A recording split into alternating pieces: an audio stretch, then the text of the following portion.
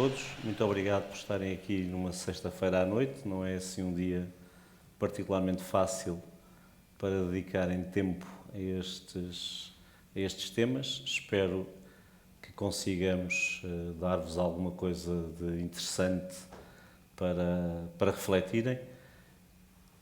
Hoje temos aqui uma conversa com fundamentalmente duas pessoas. Eu estou aqui só para passar a bola, tendo em conta que estamos a falar de futebol, e temos uma situação particularmente recente e nova. A senhora professora assumiu recentemente as funções de Presidente do Conselho de Disciplina da Federação, vinda da Comissão de Instrutores da Liga. Não direi que são duas faces da mesma moeda, mas são seguramente experiências diferentes.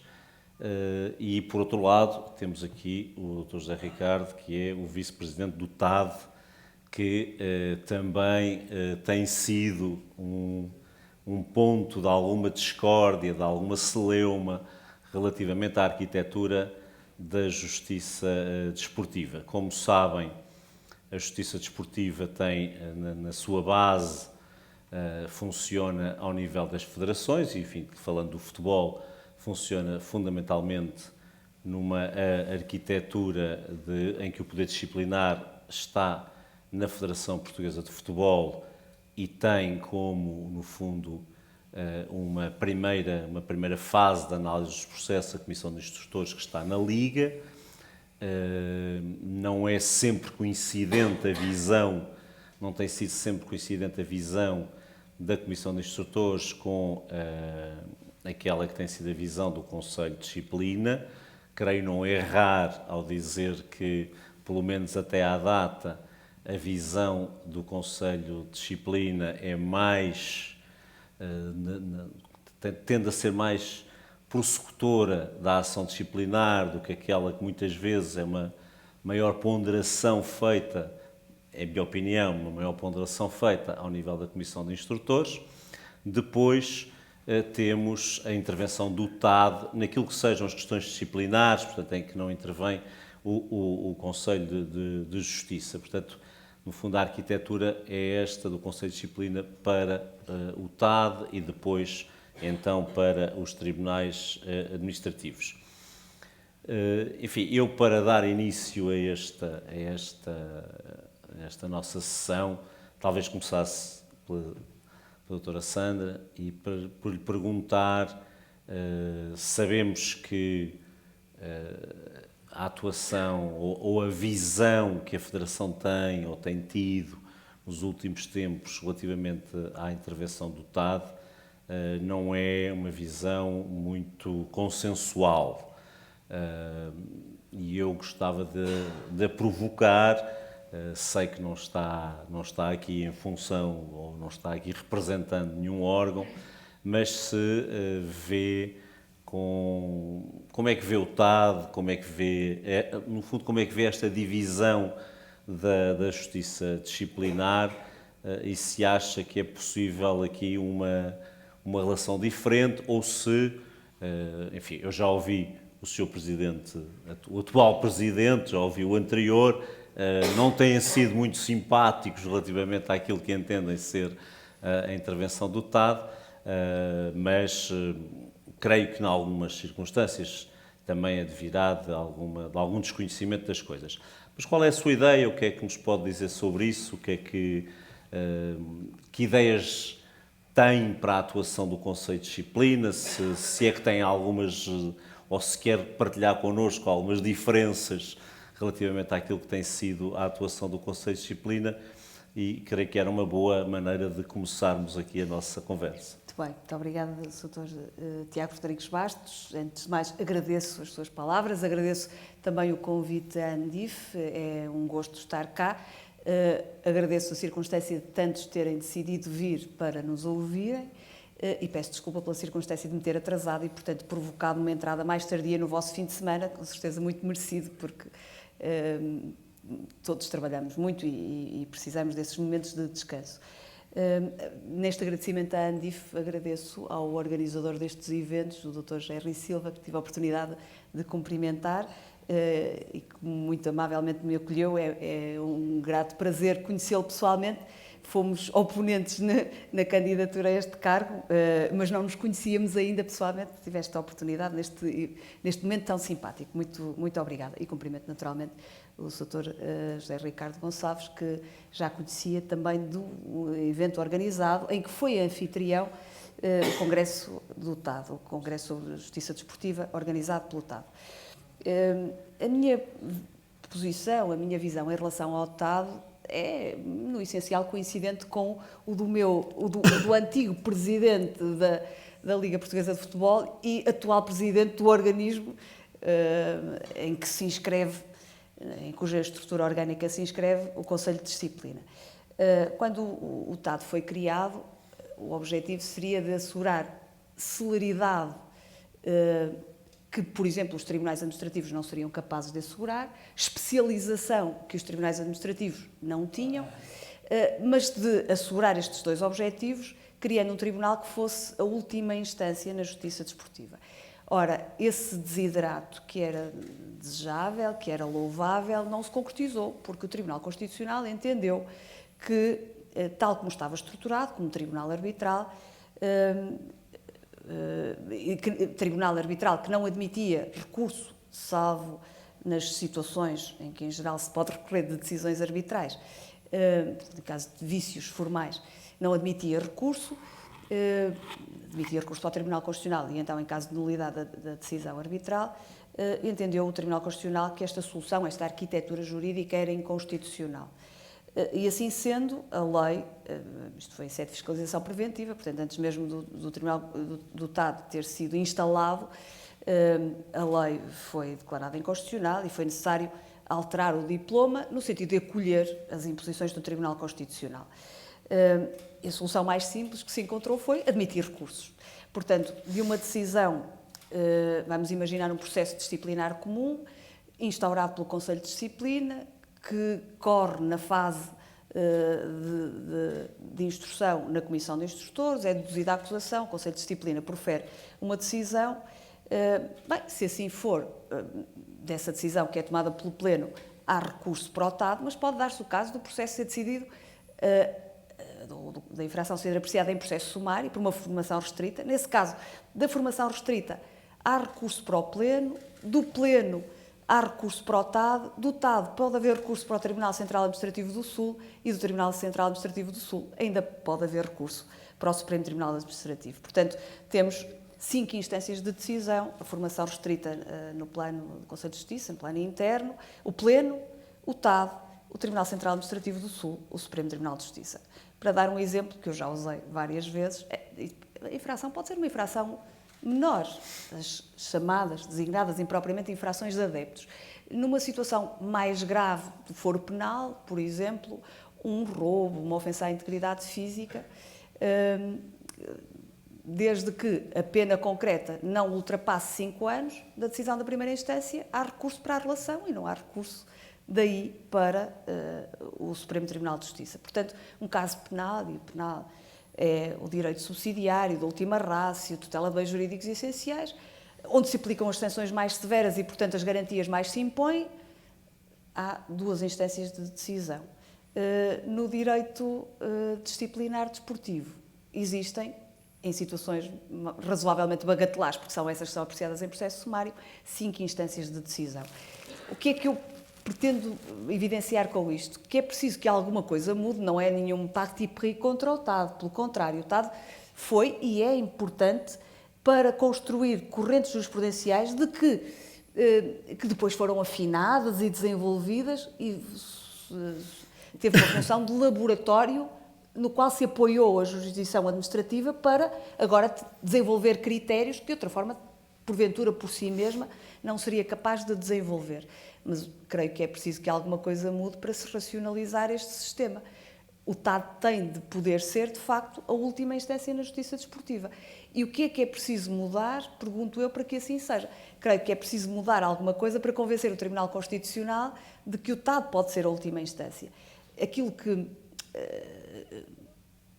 conflitua com a Constituição, é a circunstância de ser um tribunal arbitral, ou seja, de os juízes serem escolhidos pelas partes. E, portanto, é preciso mudar alguma coisa neste esquema. Não sou legisladora e não tenho esse ónus, nem essa responsabilidade, mas creio que é preciso mudar alguma coisa neste esquema, de maneira a que haja um maior distanciamento, que é garantia, esse distanciamento crítico também garantia de uma justiça que é feita com absoluta confiança dos destinatários na sua imparcialidade e na sua equidistância. Isso, por definição, é difícil de aceitar quando os juízes são escolhidos pelas partes, portanto, não, se são juízes das partes, não são equidistantes em relação a elas. Portanto, creio que é preciso mudar alguma coisa na orgânica do Tribunal Arbitral do Desporto, que poderá significar transformá-lo num tribunal que é do desporto, mas não é arbitral, de maneira a que seja efetivamente a última instância da justiça desportiva. Embora podia continuar, eu estou de acordo, eu subscrevo essa teoria aliás, há bocadinho conversava aqui com o colega, eu acho que uma das questões que se impunha de facto a alterar rapidamente é na arbitragem necessária, a voluntária Claro. são outros 500, mas na necessária eu também estou de acordo, parece-me errada a metodologia das partes escolherem, acho que deviam ser os 3 ou pelo menos os 2, por sorteio, os árbitros de parte, os chamados árbitros de parte por sorteio, era muito melhor para uma distribuição mais equilibrada dos processos. Eu acho que posso dizer isto porque serei seguramente um dos árbitros mais indicados no tribunal, portanto, não estou particularmente à vontade para o dizer, não acho o método bom, já disse isto variedíssimas vezes, até o Zé Ricardo sabe, em reuniões plenárias dos árbitros. Estou de acordo com essa alteração, também me parece que era muito mais vantajosa, mas acho que há algumas coisas que também dependem da atuação das próprias instituições e não tanto da mudança da lei. O que é que te parece, Zé Ricardo, relativamente a isso, àquilo, a tua experiência? Enfim, eu estou a lembrar-me, por exemplo, da Câmara de Recursos do TAD, que eu acho que estou lá desde o princípio, vão aqui 10 anos, não houve um único recurso, quando se fala, e a doutora falou e bem, que se pretendia, e de facto foi o Tribunal Constitucional que inviabilizou, que o TAD fosse uma última instância, ainda se tentou esta via de permitir um recurso, mas interno. Acontece que nunca ninguém utilizou esta via. Mas, enfim, desculpa, Zé, diz lá o que é que te parece. Muito bem. Bom, em primeiro lugar, começando por onde tenho que começar, agradecer a Andif o convite, sempre simpático, e já é a segunda vez que a Associação o faz, e, portanto, na pessoa do Gerry Silva, agradeço a deferência de ter convidado, não a mim, mas sim o Presidente do TAD, e que, como o Gerry sabe, por impossibilidade de agenda, não pôde estar e, portanto, pediu-me a mim para aqui estar em sua representação, circunstância que muito me honra.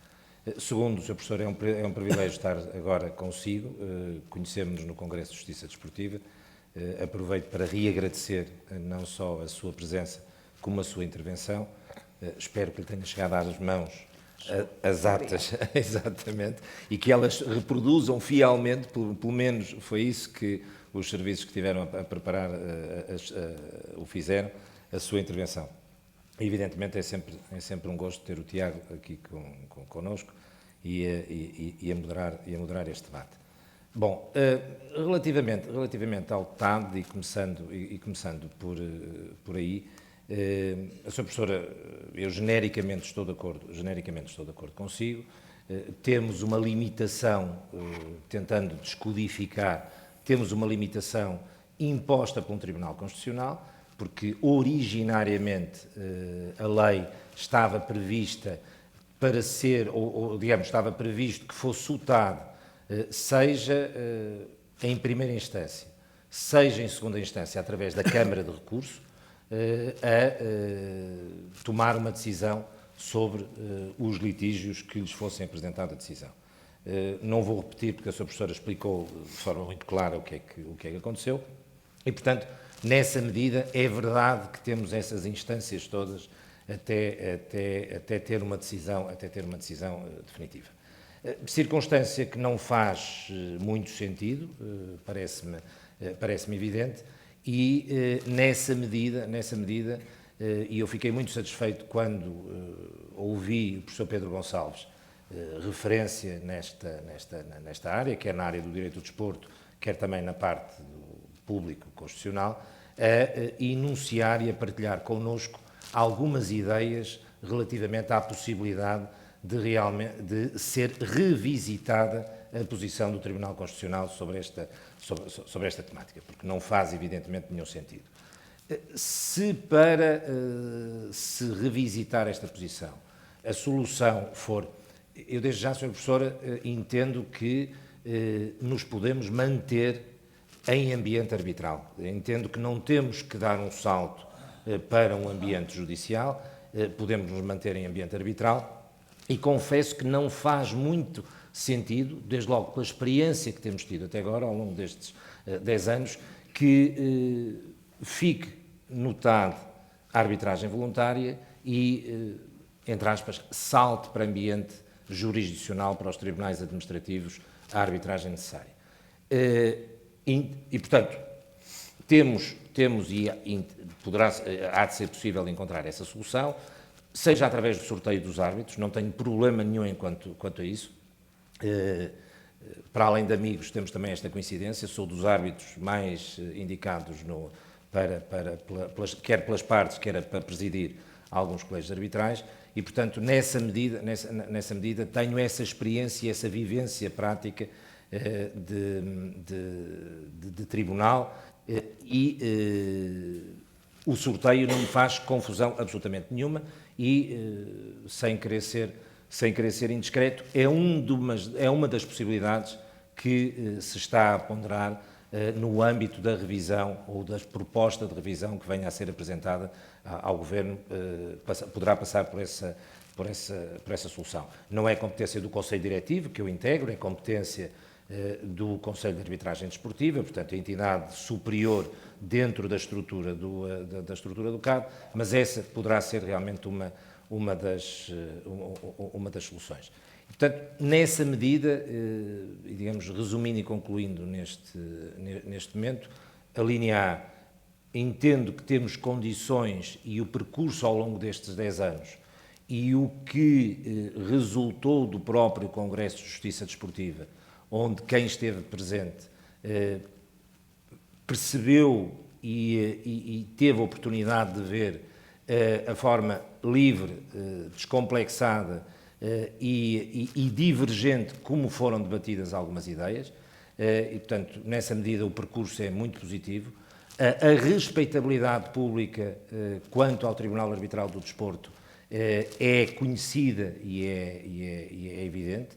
Congratula-nos não só internamente, seja por via dos tribunais portugueses, Tribunal Central Administrativo, Supremo Tribunal Administrativo e Supremo Tribunal de Justiça, como também as próprias entidades governamentais, seja no caso a Secretaria de Estado do Desporto e da Juventude, seja a Secretaria de Estado da Justiça, no outro dia, nas palavras da Sra. Secretária de Estado, que mencionou expressamente que no âmbito das alterações e do reforço das medidas alternativas de resolução dos litígios, mencionou expressamente o Tribunal Arbitral do Desporto e, portanto, nessa medida, e agora calmo, nessa medida entendo que podemos continuar com a arbitragem necessária em âmbito arbitral. Sim, eu creio que a doutora Sandra também não se revoltou contra essa perspectiva, referiu e bem, e acho que temos todos que ter, de facto, essa abertura de espírito para que há coisas a melhorar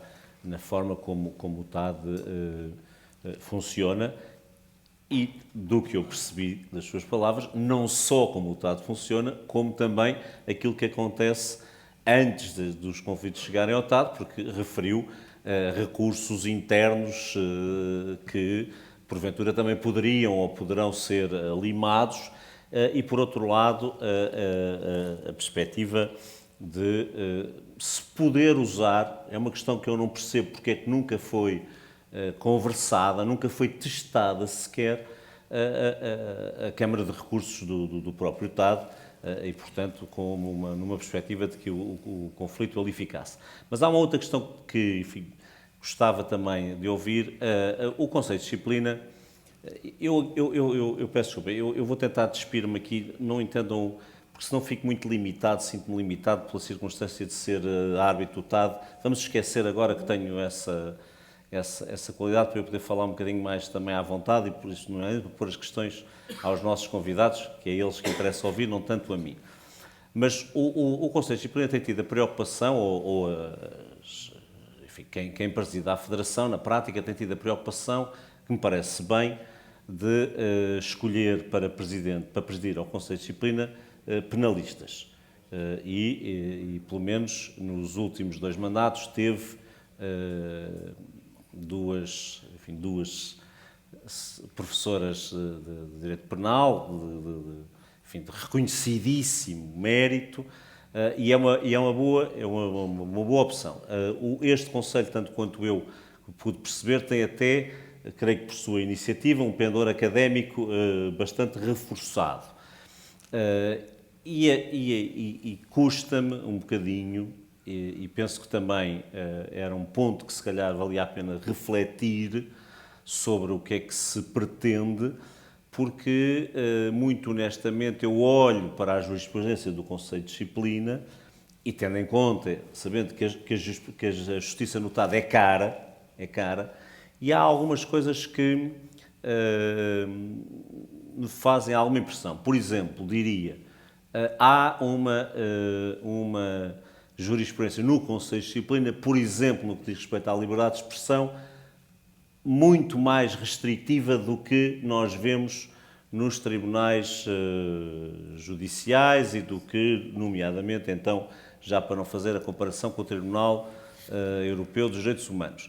Depois, há uma ideia relativamente àquilo que a Sra. Professora referiu, e bem, grande número dos processos são dos atos dos adeptos, enfim, como lhe chamou, e penso que é uma síntese feliz, em que não se distingue muito concretamente aquilo que são atos, por exemplo, repentinos, aquilo que são atos absolutamente impossíveis de dominar pelos clubes, daqueles que efetivamente os clubes poderiam ter ou poderão ter uma conduta omissiva. A pergunta que lhe coloco é: acha que também a esse nível é possível fazer alguma coisa? Porque há aqui uma parte também que depende muito daquilo que sejam os regulamentos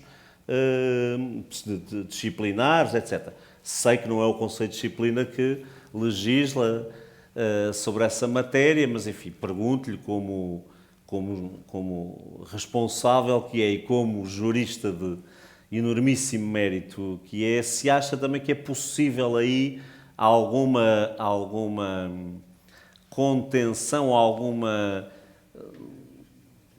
ida de encontro àquilo que me parece muitas vezes serem as aspirações dos clubes, de não se verem punidos em situações em que eles acham que não têm nenhuma capacidade de controle. Bem sei que temos teorizado muito sobre a culpa in vigilando, o que, aliás, é um conceito mais ou menos fácil de densificar, mas depois temos a culpa informando, que então essa parece-me já bastante complexa de densificar e que tem dado origem a esses processos. O Sr. Professor tem uma enorme experiência também já na Comissão de Instrutores. Tem alguma reflexão sobre isto? Vamos ter alguma novidade nesta matéria? Não vamos?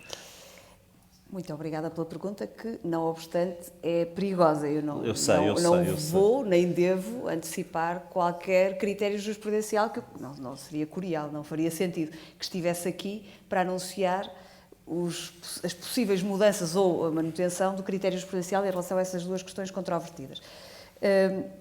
Gostava de dizer uma coisa, um ponto prévio. Ninguém escolheu para o Conselho de Disciplina académicos, é um ato eleitoral, houve uma lista que foi eleita, que por coincidência é presidida por uma académica e da qual fazem parte académicos, mas foi uma escolha eleitoral. Bem sei que essa escolha provavelmente se deveu mais a quem encabeçava a lista como presidente encabeçava para presidente da Federação, propriamente aos nossos méritos pessoais, mas a nossa missão é de agir com competência e um académico está habituado a pensar, a refletir, a discutir as questões, está aberto a perspectivas críticas e à ponderação. O compromisso do académico é não faz as coisas rotineiramente, fazer assim porque sempre foi assim. Mas isso não significa que, pensando as questões, não cheguemos a resultados parecidos com outros resultados a que outros chegariam por outra via. Na Comissão de Instrutores, sim, aí terá sido uma escolha, porque a Comissão de Instrutores é nomeada pela direção da Liga, foi entendimento da direção da Liga, na altura em que eu desempenhei as funções, que fosse um académico a presidir. Eu julgo que no caso da direção da Liga, é uma escolha, feliz no sentido, o critério da escolha, não a pessoa que foi escolhida, mas o critério da escolha é feliz precisamente por isso, convocar alguém que está habituado a refletir sobre os problemas e que é capaz de trazer uma perspectiva nova sobre eles. Mas, de facto, tendo tomado posse há tão pouco tempo, embora algumas dessas questões já tenha respondido no Congresso do TAD, neste momento sinto particular escrúpulo porque queria evitar que fosse lido como alguma antecipação do critério jurisprudencial. Mas pelo menos recolho da sua intervenção que há abertura para uma reflexão e uma discussão mais profunda do que aquela que sentimos até agora.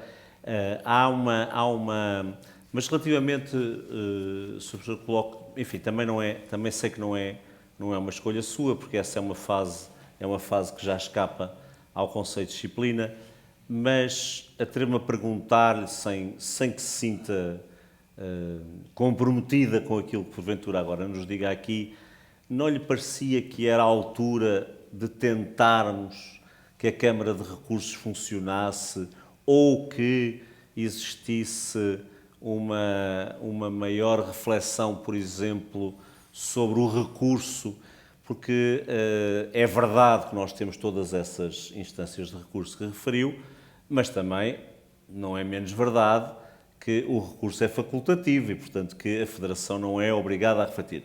Sei que não é uma decisão, ou creio que não é assim, que já não é uma decisão do Conselho de Disciplina se recorre ou não recorre, creio que já é dos serviços jurídicos da própria Federação essa ponderação, portanto, da direção da Federação, mas não lhe parece que poderíamos, pelo menos aqui e ali, tentar explorar essas vias que em 10 anos ou mais de funcionamento do TAD nunca foram trilhadas? A Federação é com certeza vencida em muitas das decisões do TAD e, portanto, recorrente, mas também é, por vezes, recorrida. Maioritariamente. Portanto, e o recorrente, que é o agente desportivo sancionado, aparentemente tem preferido não recorrer para a Câmara de Recursos. Eu julgo que também talvez seja necessária uma reflexão interna do próprio TAD sobre as razões pelas quais os agentes desportivos sancionados preferem interpor o recurso para fora do ambiente arbitral e submeter os litígios aos tribunais do Estado. Essa interrogação não se é uma boa dica para eu passar para o Zé Ricardo.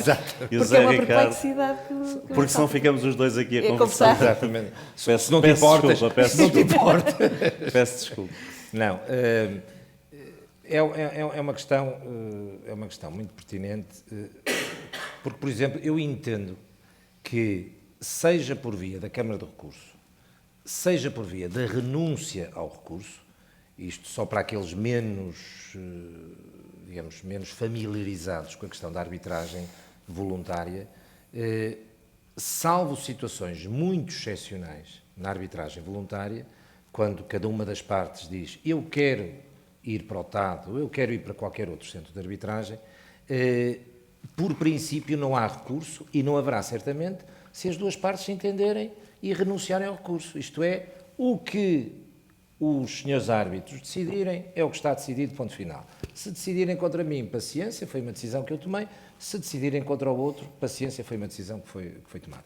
Portanto, eu surpreende-me que ao longo deste tempo, seja por parte, e agora não pessoalizando na Federação, Sra. Professora, seja por parte das entidades federativas, é evidente que 90%, 91% concretamente, dos processos que chegam de arbitragem necessária estão relacionados com futebol.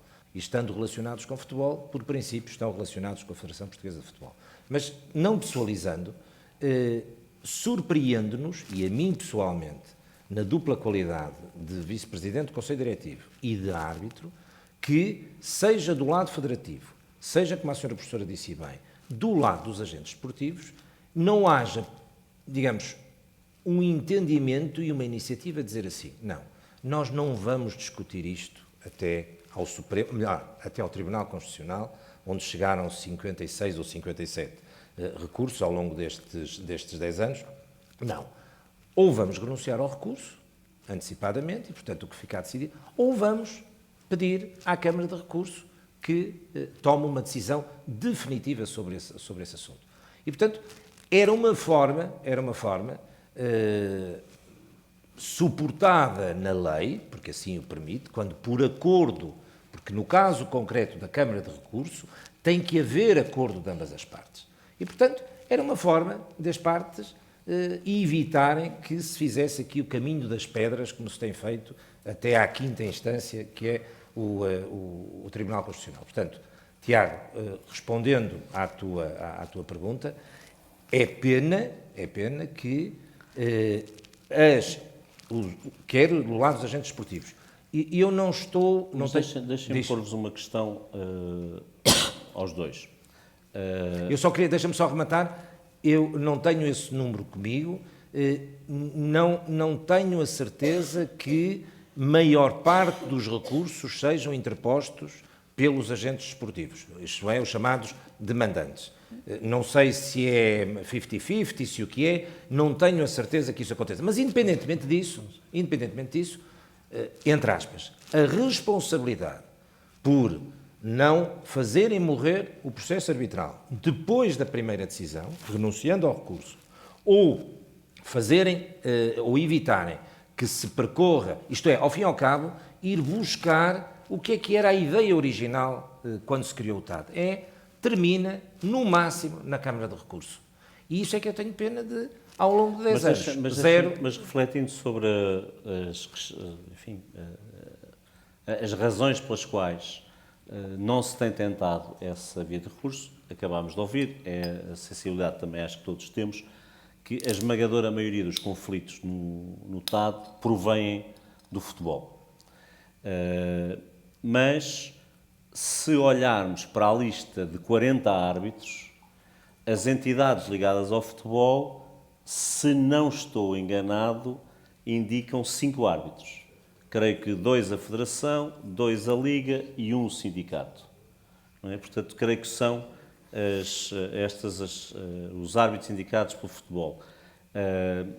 Sabemos que isto é fruto da forma como nasceu o Tribunal, não é? Nasceu muito ancorado no Comitê Olímpico, inicialmente exclusivamente pensado para a arbitragem necessária.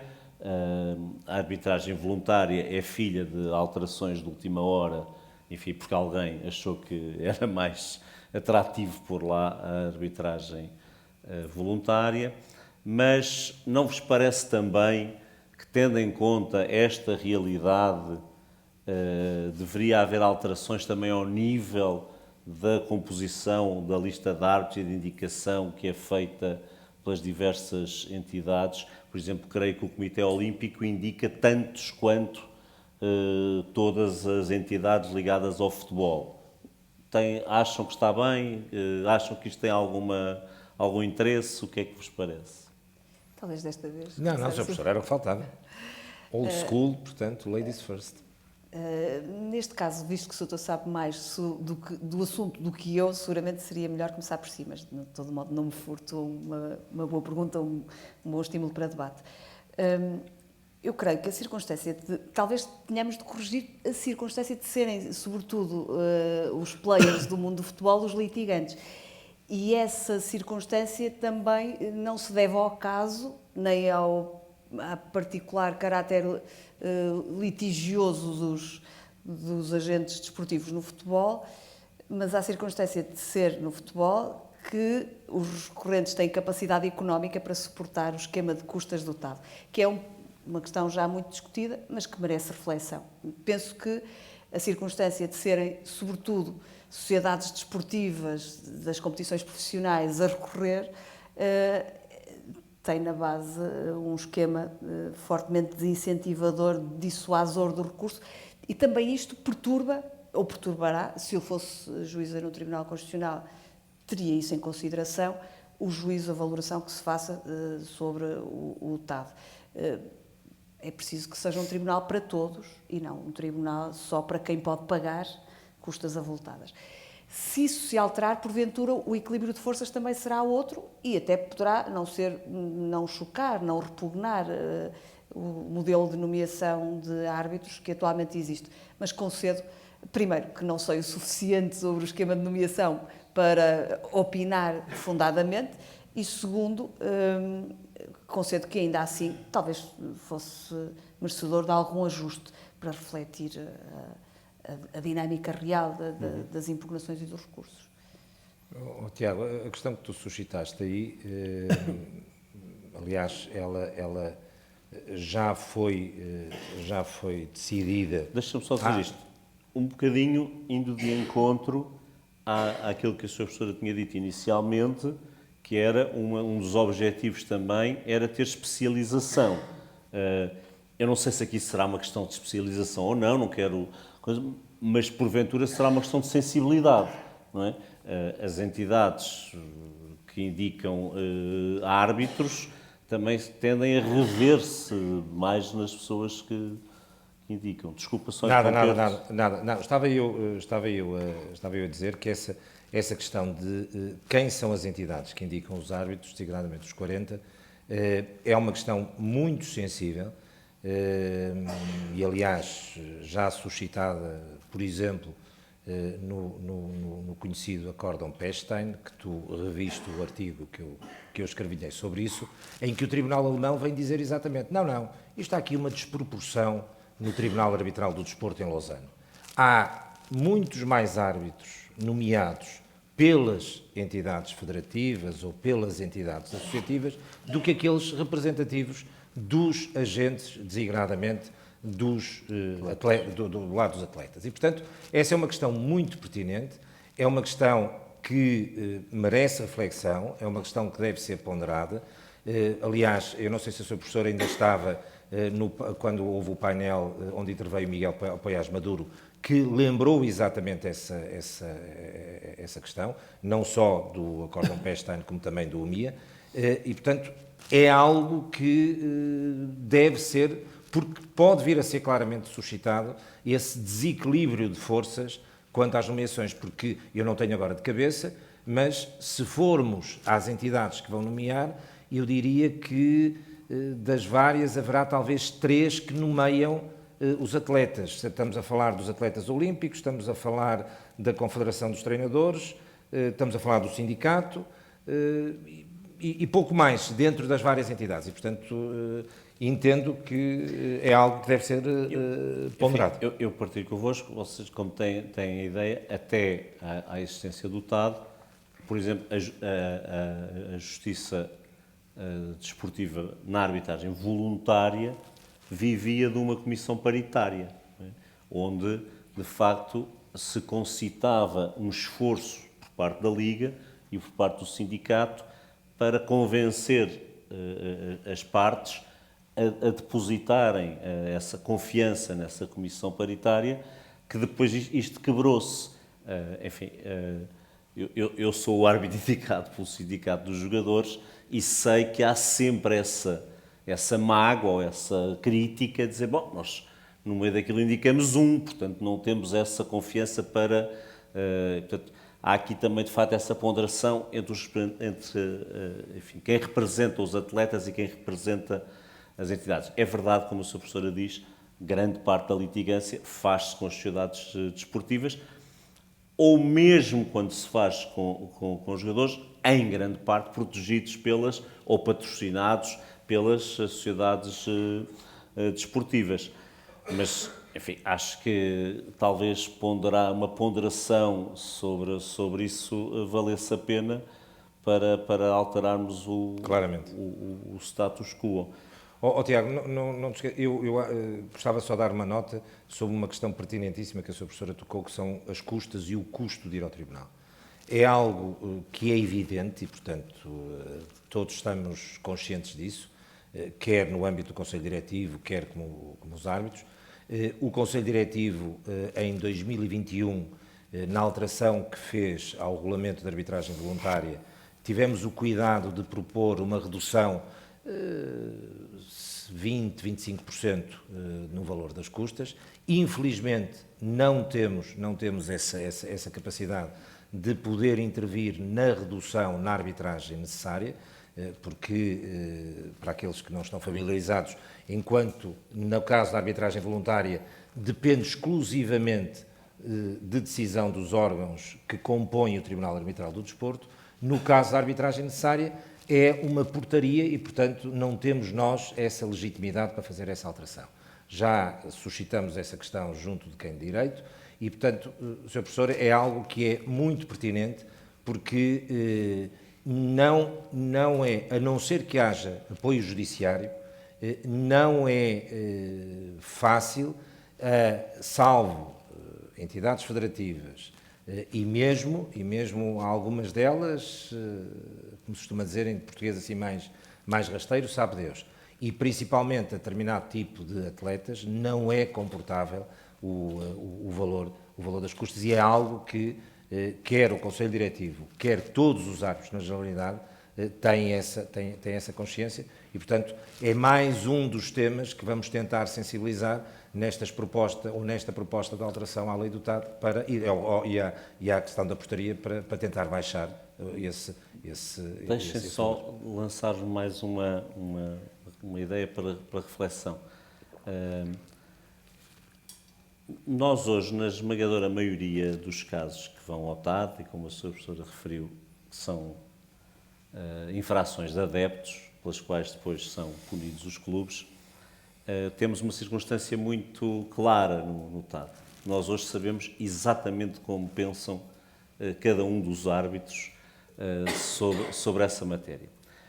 O que está a transformar o TAD num tribunal que decide, enfim, naquilo que apontamos tantas e tantas vezes como um dos maiores defeitos da arbitragem, que é uma decisão do Presidente. Porque, obviamente, os clubes sabem bem quem são os árbitros que têm um pensamento que lhes é favorável, assim como a Federação também sabe, e, portanto, isso tem levado a que tenhamos não só uma enorme dificuldade em escolher o árbitro-presidente, porque nós árbitros também sabemos quais são os árbitros que pensam como nós e os que pensam como o árbitro indicado pela parte contrária, e por isso eu, por exemplo, vou dizer agora, regra geral, já opto por sorteio, indica lá 3 que eu indico 3 e sorteia-se, mas isto parece-me um sistema viciado. Acham que seria possível encontrar algum mecanismo, bem sei que isto é assim uma coisa um bocadinho arrevesada, mas de haver uma espécie de uniformização de jurisprudência numa primeira instância, que sabemos que é uma coisa meia confusa, porque para chegarmos a essa uniformização fora disso será demorado e complexo, mas parecer-vos-ia, eu confesso, eu às tantas já me parece que é melhor que a minha posição não seja aquela que o Tribunal siga, do que esta circunstância de a decisão ser um bocadinho arbitrária e, portanto, não haver segurança quando se avança para o Tribunal. Muitas vezes dou por mim a pensar que se calhar era preferível haver uma uniformização qualquer, ainda que me fosse desfavorável ao meu entendimento, do que esta justiça que depende ao fim e ao cabo de uma aleatoriedade, enfim, embora toda a justiça dependa sempre do juiz a que vai calhar, não é? Mas não sei, o que vos parece? Seria pernicioso? Seria possível? Não seria possível? Seria bom? Tem alguma reflexão sobre a matéria? Eu diria que, em geral, é da natureza das coisas que os julgadores procurem ajustar, afinar os seus entendimentos em função das decisões dos tribunais superiores, que eventualmente revoguem as suas ou as confirmem. E que esse ajustamento se faz naturalmente, a menos que sejam os árbitros do TAD tão arraigadamente árbitros ou juízes da parte que não sejam capazes de fazer esse ajustamento. Portanto, eu confiaria no sistema e na capacidade crítica de cada julgador para afinar esse critério jurisprudencial no interesse da justiça em função de uma leitura crítica da jurisprudência do Tribunal Superior que eventualmente revoga ou faz. Mas tentando ser mais objetivo, nós hoje, enfim, temos uma discussão mais ou menos sobre se a punição dos clubes pelos atos dos adeptos é ou não é uma responsabilidade objetiva. Enfim, claro, já sabemos, não é objetiva porque depende do cumprimento. Bom, mas as coisas são tão claras e a verdade é que nós temos, eu não sei, confesso, não consigo dizer qual é que é a posição maioritária do TAD, mas temos muito bem identificada a posição, mas também ao nível do Tribunal Superior temos para todos os gostos.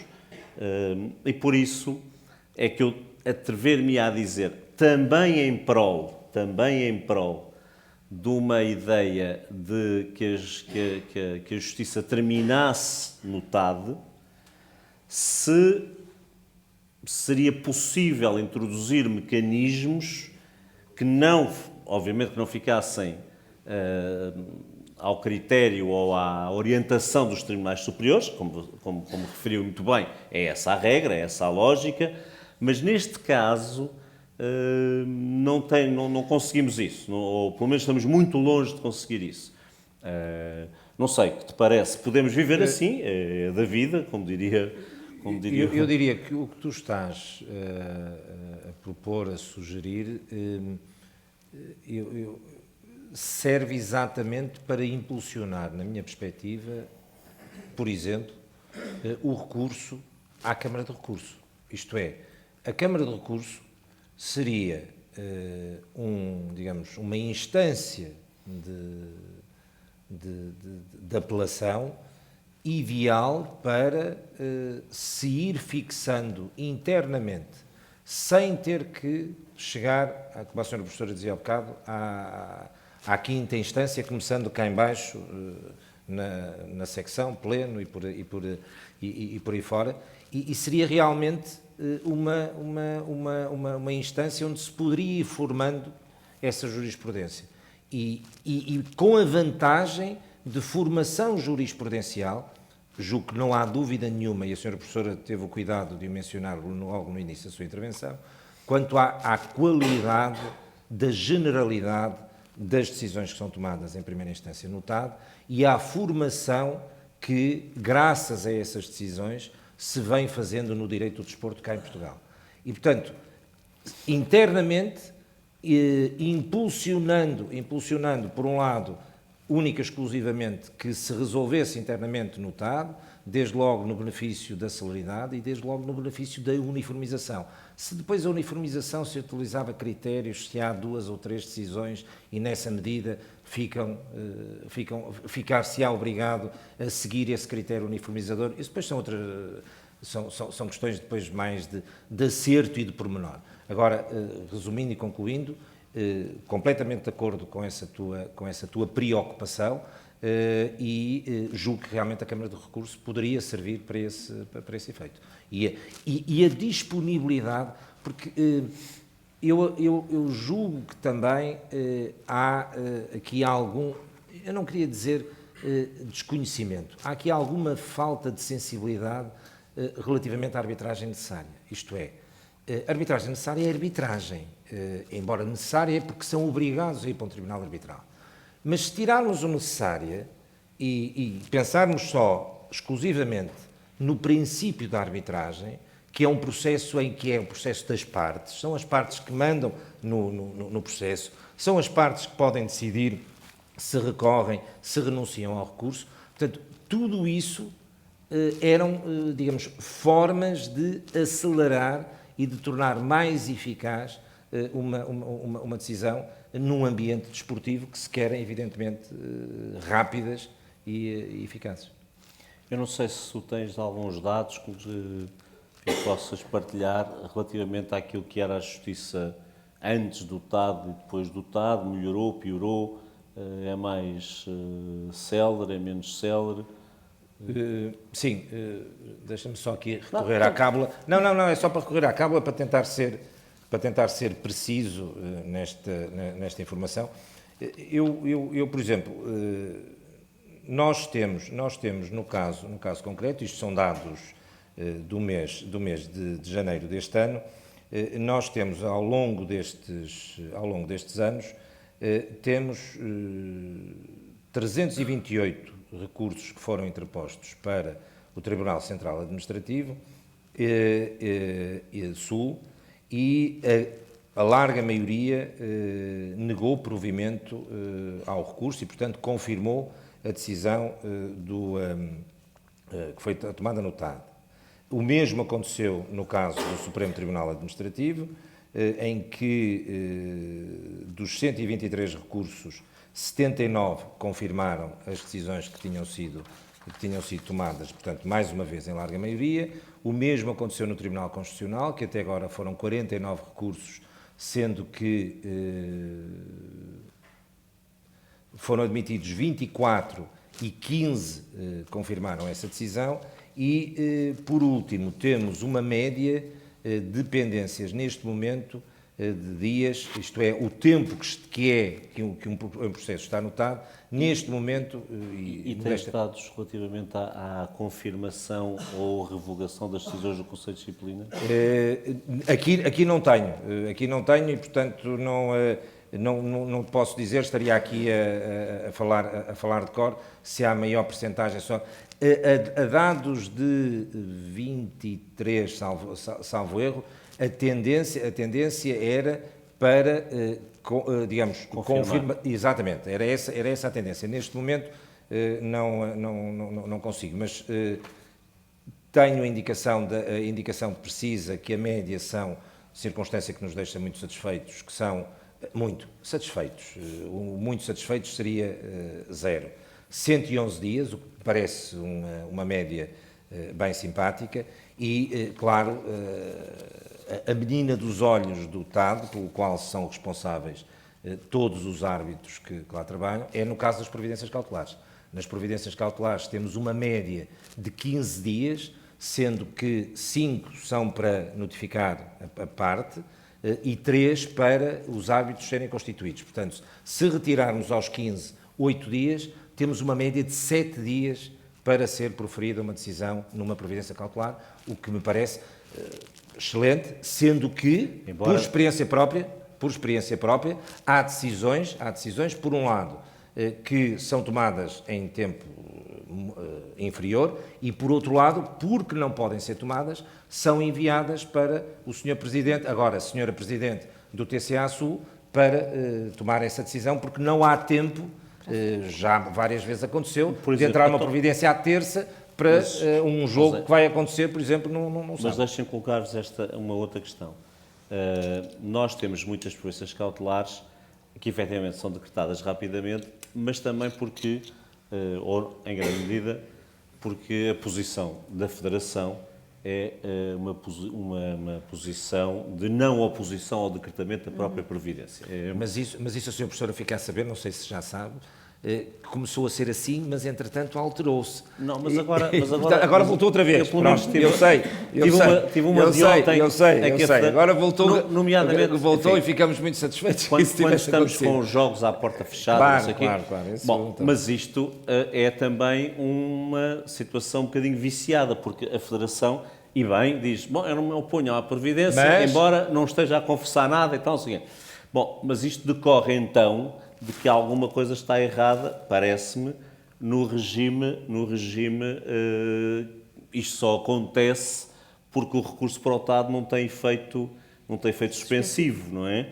Não seria de introduzirmos um efeito suspensivo e acabarmos, se calhar matávamos as providências, nomeadamente no que diz respeito às sanções disciplinares não reversíveis. E toda a gente admite que uma multa pode ser paga e depois é devolvida. Um jogo à porta fechada, uma suspensão de um atleta, não é suscetível de ser devolvido. O que é que significa? As providências, regra geral, acabam sempre por ser decretadas, enfim, quase com o acordo das partes. Não seria de reverter isso? Por outro lado, e dentro de uma lógica de fazer prevalecer a justiça dentro do TAD, não seria de conferir ao Presidente do TAD a possibilidade de ter os poderes que tem o Presidente do TCA Sul quando o colégio arbitral não tem condições para tomar a decisão em tempo útil? O que é que vos parece? São duas questões e as duas muito interessantes. Quanto à primeira, penso que sim, que se poderia atribuir, seria mais leal e mais transparente que se atribuísse efeito suspensivo ao recurso, mas não a todos os recursos. Um paralelo pode ser traçado até com o regulamento disciplinar da Liga, que aqui me parece feliz, porque distingue, por exemplo, nos recursos de decisões singulares do relator para o Pleno, as situações em que essa impugnação tem efeito suspensivo, situações em que esse efeito suspensivo não existe. Tem efeito suspensivo quando se trata da punição de um treinador ou de um jogador e com uma sanção de suspensão. Portanto, não digo que a solução devesse ser esta, mas o que eu quero dizer é que o princípio deve ser uma distinção entre as situações. Não pode atribuir-se efeito suspensivo em todos os casos e também não me parece que deva ser afastado só nos casos de condenação em multa. Portanto, é preciso uma ponderação delicada, que é de ordem legislativa, portanto, é do plano das normas e não do plano do intérprete e da aplicação das normas. A outra questão, a da competência para a decisão. Primeiro, tenho uma pergunta e é uma pergunta genuína, não é sequer uma provocação.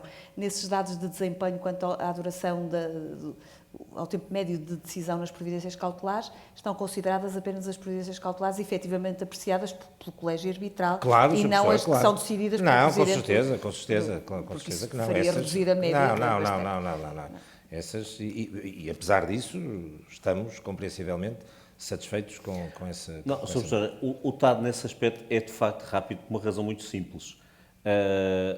Normalmente está em causa o jogo do fim de semana. Para ter efeito útil a providência tem de ser decidida logo. Daquilo não há volta a dar. Quanto à questão da competência, parece-me uma anomalia, parece-me de facto uma anomalia que seja o Presidente do Tribunal Central Administrativo do Sul a decidir a providência cautelar, porque não o Presidente do TAD. Parece-me que seria uma solução bastante mais adequada. Aliás, eu julgo ter ouvido a Sra. Presidente do Supremo Tribunal Administrativo queixar-se de que os cursos, não apenas na questão das providências cautelares ou deste aspecto particular da decisão pelo Presidente do TCA Sul, mas os cursos para a jurisdição administrativa têm caráter urgente e estamos agora com um problema sério de impugnações em matéria de asilo, que também tem caráter de urgência, mas é fácil intuir que são bastante mais delicadas e merecedoras de consideração do que litígios que envolvem questões materiais como o futebol. E os tribunais administrativos não têm mãos a medir e, portanto, estão a ficar assoberbados com processos todos eles de natureza urgente, o que significa que os que não têm natureza urgente ficam na gaveta e as partes esperam anos, às vezes décadas, por uma decisão. Isto também não é saudável para o sistema, não permite uma confiança no funcionamento do sistema. Começando pela segunda questão, é na nossa perspectiva, anómala, e é legalmente anómala porque vem retirar uma competência que é própria do Tribunal Arbitral do Desporto e, portanto, vamos agora pela segunda vez, porque na primeira proposta de revisão que foi apresentado ao Governo, esse tema foi expressamente sinalizado, que essa competência devia pertencer ao Presidente do UTAD, e, portanto, completamente de acordo.